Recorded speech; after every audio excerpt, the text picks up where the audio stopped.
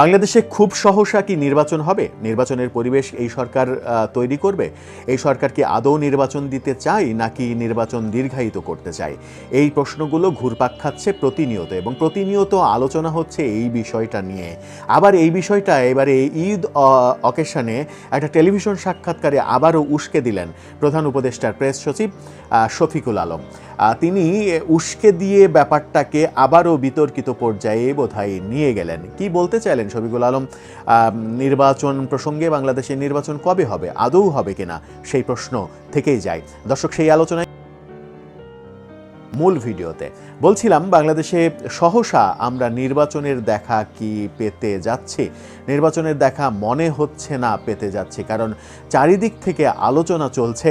কখনো আলোচনা হচ্ছে প্রফেসর ইউনূসকে রাষ্ট্রপতি করা হবে, কখনো আলোচনা হচ্ছে 2029 সাল পর্যন্ত অন্তত পক্ষে প্রফেসর ইউনূসকে ক্ষমতায় রাখা হবে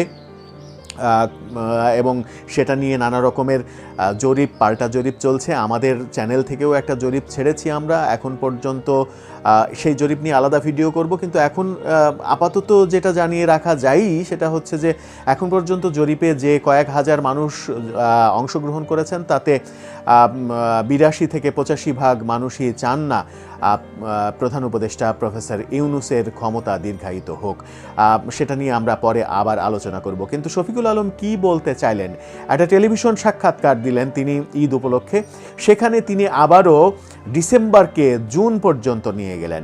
অর্থাৎ তিনি বললেন যে 2025-এর ডিসেম্বর থেকে 26-এর জুনের মধ্যে কোনো একটা সময় নির্বাচন হবে। তার মানে হচ্ছে যে ডিসেম্বরে নির্বাচন হচ্ছে না, এটা তিনি পরিষ্কার করে দিয়েছেন।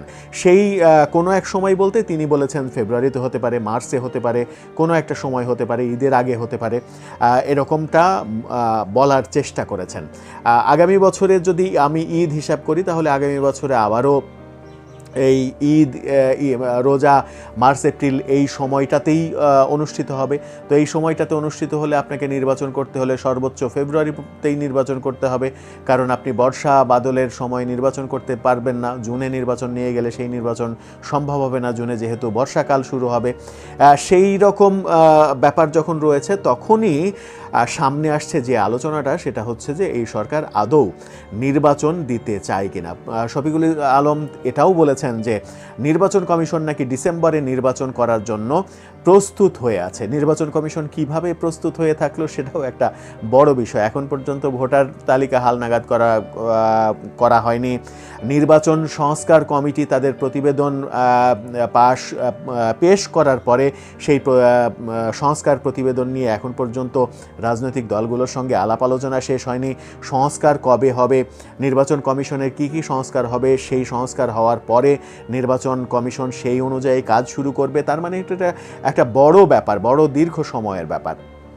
শফিকুল আলম এটাও বলেছেন যে প্রফেসর ইউনূস সারা পৃথিবীর মানুষের সহযোগিতা পেয়েছেন, সাপোর্ট পেয়েছেন।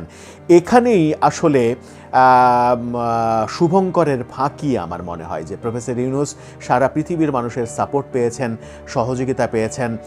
যেখানেই প্রফেসর ইউনূস যাচ্ছেন সেখানেই তাকে বলা হচ্ছে তোমার কি লাগবে বলো, কি করতে পারি আমরা বলো। এই কথাটা অনেক দিন থেকেই বলা হচ্ছে, প্রফেসর ইউনূসও বলছেন, শফিকুল আলমও বলছেন। কিন্তু আদতে আমরা কি পেয়েছি? আদতে যেটা পেয়েছি সেটা হচ্ছে ভয়াবহ একটা ব্যাপার।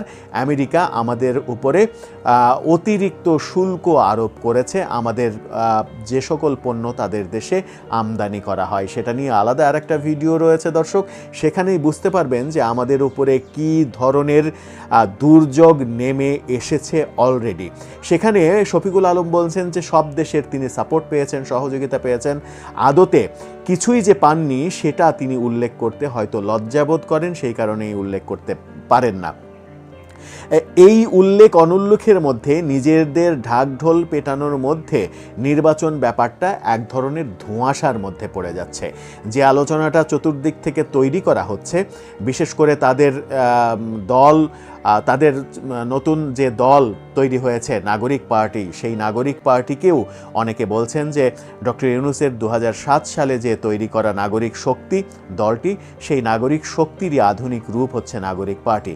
কারণ ওই নাগরিক এই নাগরিক একই নাগরিক, পেছন থেকে প্রফেসর ইউনূস কাজ করছেন এবং সার্জিস আলম তো বলেই দিয়েছেন প্রফেসর ইউনূসকে তিনি নির্বাচিত প্রধানমন্ত্রী হিসেবে দেখতে চান। তার মানে হচ্ছে প্রফেসর ইউনূস কোনো একটা সময় রাজনীতিতে আবার যোগ দেবেন, রাজনীতিতে যোগ দিলে নিশ্চিত করে এনসিপিতে যোগ দেবেন, তারপরে ভোট করবেন, এমপি নির্বাচিত হবেন, তারপরে প্রধানমন্ত্রী হবেন। ব্যাপারটা অনেক দীর্ঘ প্রক্রিয়ার ব্যাপার। এই দীর্ঘ প্রক্রিয়ার ব্যাপার যেহেতু তাদের মধ্যেই আলোচনা হচ্ছে এবং নানাভাবে তারা নানা রকমের ডিসকাশনে সেই কথাগুলো বলার চেষ্টা করছেন, তখন ধরে নেওয়াই যায় যে নির্বাচন অন্তত আগামী 5 বছর না দেওয়ার মতো করেই বোধহয় সমস্ত পরিকল্পনা সাজানো হচ্ছে।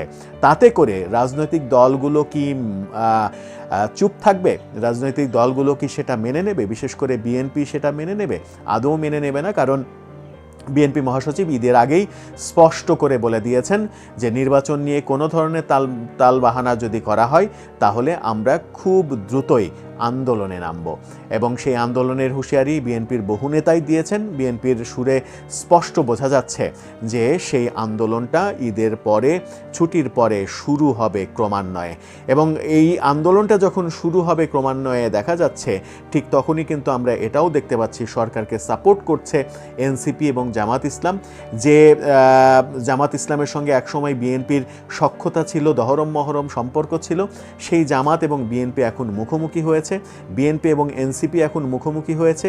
এই যে রাজনৈতিক মুখোমুখি অবস্থান, সেটাও কিন্তু সামনের দিনগুলো অস্থির করে তোলার জন্য যথেষ্ট ইঙ্গিত বহন করে। দর্শক, আপনার কি মনে হয়, আদৌ কি নির্বাচন হবে আগামী 5 বছরে? আপনার মতামত জানিয়ে লিখতে পারেন আমাদের কমেন্ট বক্সে।